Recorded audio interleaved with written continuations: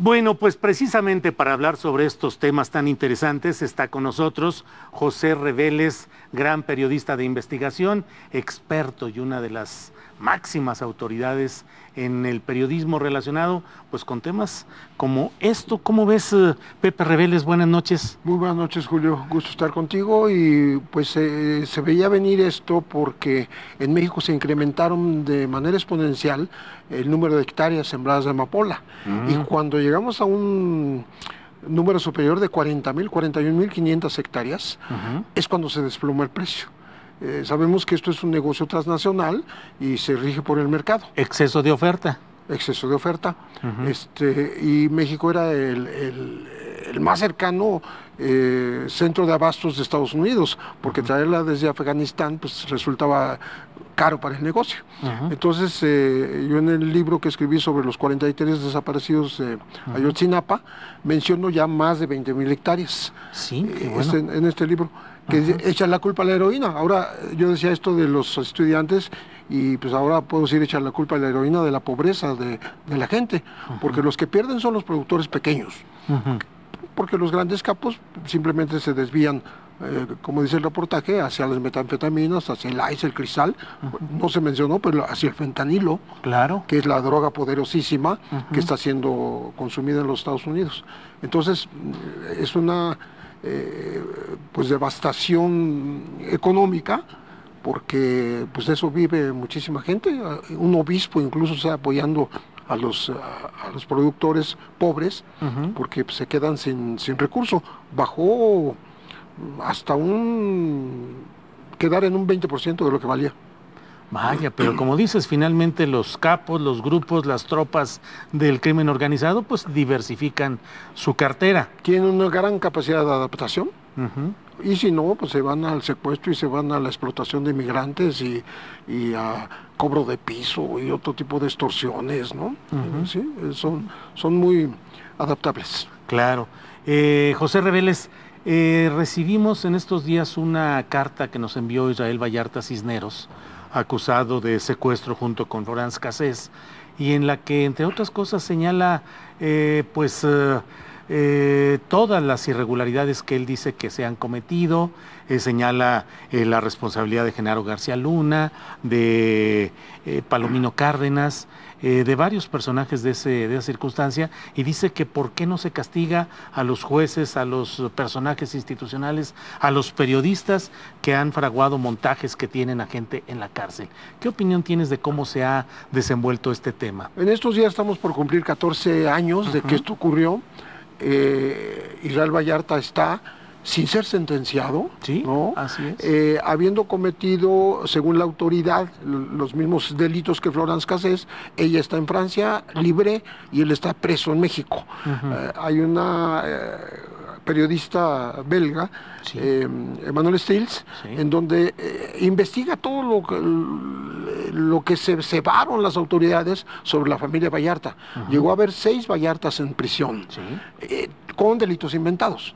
Y terriblemente torturados. Claro, al propio Israel le dieron una tortura terrible, que denunció el 9 de marzo de hace 14 años, porque antes lo obligaron a decir cosas, firmar papeles, etcétera, pero bajo tormentos realmente inenarrables, ¿no? Después, en el transcurso del tiempo, le pusieron un perro de estos terribles, con estos hocicos que no se destraban, ¿no? Y le mordió una pierna y casi se le estaba gangrenando y se la iban a cortar. O sea, este tipo de cosas ocurren en las cárceles mexicanas con gente que además es inocente de los delitos. Él nunca fue secuestrador. ¿Él nunca fue secuestrado? No, yo lo escribí en un libro que se llama El Afer Cassés, que se publicó en 2 ediciones consecutivas. O sea, hubo una nueva versión que publicó la editorial Planeta, y yo ahí trato de demostrar cómo todo se falseó en una coyuntura muy específica. Cuando Felipe Calderón tenía 4 días de haber jurado como candidato del PAN para la presidencia de la República, y cuando José Luis Santiago Vasconcelos había dicho que se iba a perseguir a los agentes de la AFI, que le habían entregado a 4 Zetas a la Barbie, que los mató frente a las cámaras. Es el primer video que vimos de violencia explícita, donde matan a unos militares que eran Zetas, a un Vizcarra, me acuerdo, y eso no pasó a mayores. Agarraron a algunos y luego los soltaron. Entonces, con este escándalo quisieron cubrir el otro. O sea, el show mediático servía para tapar asuntos muy, muy graves que habían ocurrido en el país. Les pregunté a una hermana de Israel Vallarta y un sobrino que estuvieron anoche aquí en esta misma mesa, ¿qué había sido peor, si la injusticia o la manipulación judicial o la mediática?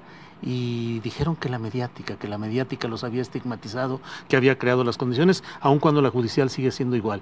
Y sin embargo, pues siguen en la actividad pública, periodística, Genaro García Luna, que sigue tranquilo con todo su grupo de acompañantes de aquellos tiempos, personajes, hay que decirlo, como Carlos Loret de Mola, como Pablo Reina, que finalmente pues no han tenido una comparecencia para fines de esclarecimiento judicial de estos temas. A Reina sí lo citaron y sí hizo una declaración ministerial, pero de todas maneras la autoridad lo reinterrogó, porque él decía que pues le habían mandado, le habían ordenado, y vamos a decir que le ganó un pleito a Televisa.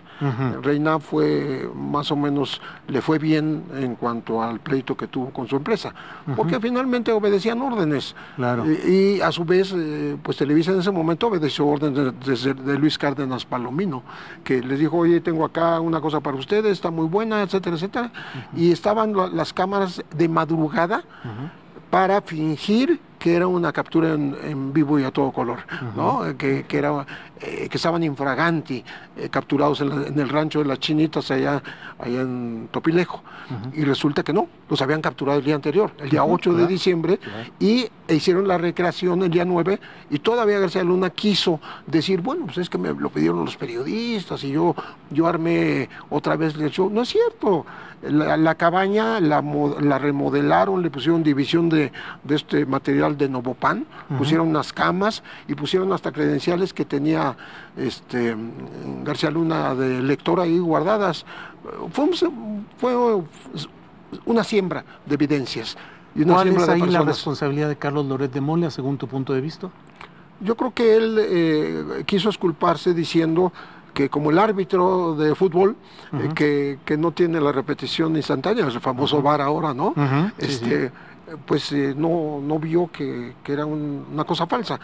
Yo no lo creo. Yo creo que sí fue muy evidente que todo estaba fingido, porque incluso él dijo: oye, esa escena está a todo dar, ¿por qué no me la repiten?